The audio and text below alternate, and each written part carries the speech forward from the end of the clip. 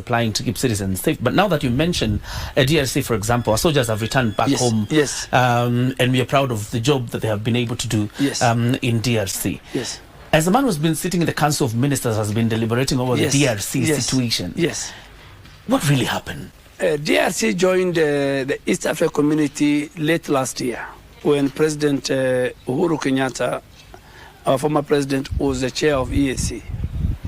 And the moment they were admitted as the 7th member of the EAC bloc, the challenge that they were facing, and now they're still facing, was the security situation in Eastern DRC. And the heads of states then made a summit resolution that there was a need for the creation of the East African Community Regional Force to be led by a Kenyan force commander with the contributing countries being Kenya, South Sudan, Uganda, Burundi, to go to that theater. And when we came to power, President Ruto came to power, we were faced with the implementation of that decision. And the President Ruto, as the Commander-in-Chief of the Defense Forces and as the Chair of the National Security Council, approved it and urged me to seek parliamentary approval for the troops to go to DRC. When we were going to DRC, the security situation was very, very bad. The city of Goma was just about to fall. M23 was 7 kilometers away from Goma. There were many, many civilians who were displaced, who were killed at that time.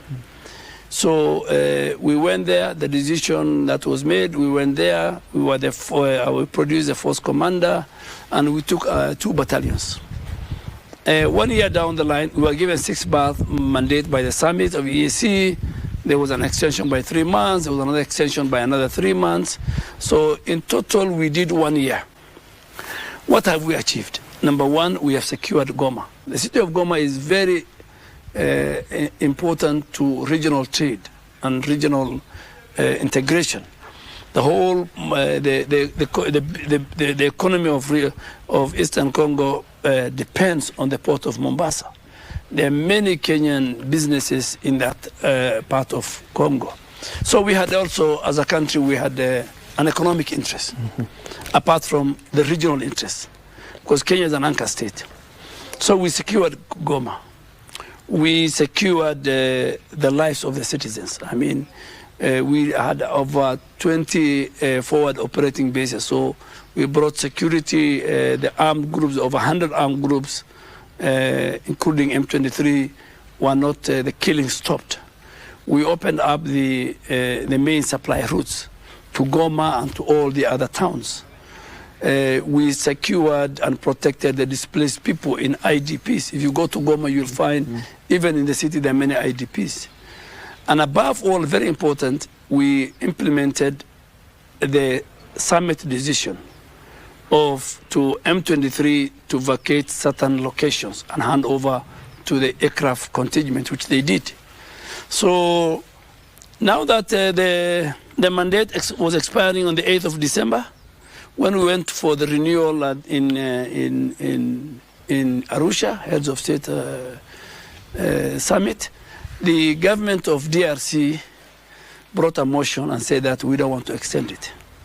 And that is one of the reasons that will lead to the withdrawal of Kenyan forces or the aircraft. So the forces can be withdrawn by 3 ways. One, if the commander-in-chief, the president, and President Ruto says, as the commander-in-chief, bring back my troops for certain reasons. If the summit respects the decision of DRC, DRC is a sovereign state. If they say they don't want you in their theater, that's it.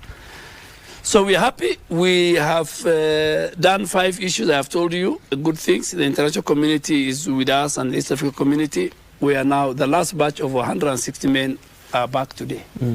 But we are still have KDF troops in DRC, but under different formation. They are part of the UN peacekeeping mission. We have a signal battalion, and we have the quick reactionary force.